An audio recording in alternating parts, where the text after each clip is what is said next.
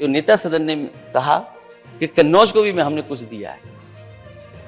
मैं नेता सदन से कहूंगा कन्नौज की पहचान इत्र से है, गोबर से नहीं है।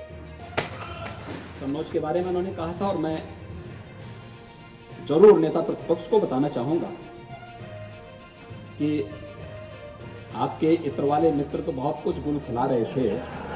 उत्तर प्रदेश विधानसभा में यूपी के मुख्यमंत्री योगी आदित्यनाथ गाय, गोबर और भैंस की बात करते हुए समाजवादी पार्टी के अध्यक्ष व नेता प्रतिपक्ष अखिलेश यादव पर कटाक्ष करने लगे। उन्होंने सपा प्रमुख द्वारा किए गए भाषण पर कहा कि इसमें भैंस के दूध का असर ज्यादा दिखा।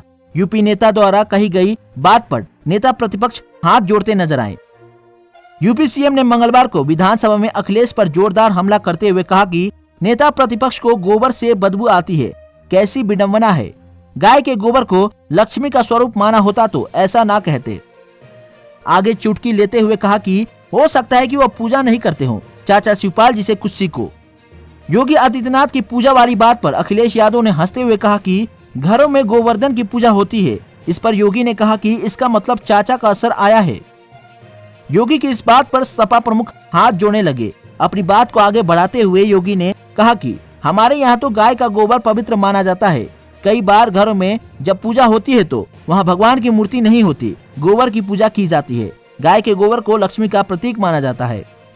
यूपी सीएम अखिलेश यादव के भाषण पर हमला करते हुए कहा कि अपनी गौ माता की सेवा की होती तो गोबर का महत्व समझ पाते। नेता प्रतिपक्ष के भाषण में भैंस के दूध का ज्यादा असर दिखा। इसके साथ यूपी सीएम द्वारा कहा गया भैंस के दूध में वैसा होती है जिसकी लाठी उसकी भैंस। कन्नौज में इत्र फैक्ट्री की मांग पर योगी ने अखिलेश पर तंज कसते हुए कहा कि आपके इत्र वाले मित्र बहुत गुल खिला रहे थे, लेकिन हमने कन्नौज के लिए इत्र उद्योग को एक जिला एक उत्पाद योजना से जोड़ा है। सपा प्रमुख ने एक दिन पहले सदन में कन्नौज के इत्र उद्योग के विकास की मांग उठाते हुए कहा था कि हमें गोबर प्लांट नहीं चाहिए, वो आप गोरखपुर ले जाइए। हमें तो कन्नौज का इत्र उद्योग का विकास चाहिए, परफ्यूमरी पार्क चाहिए।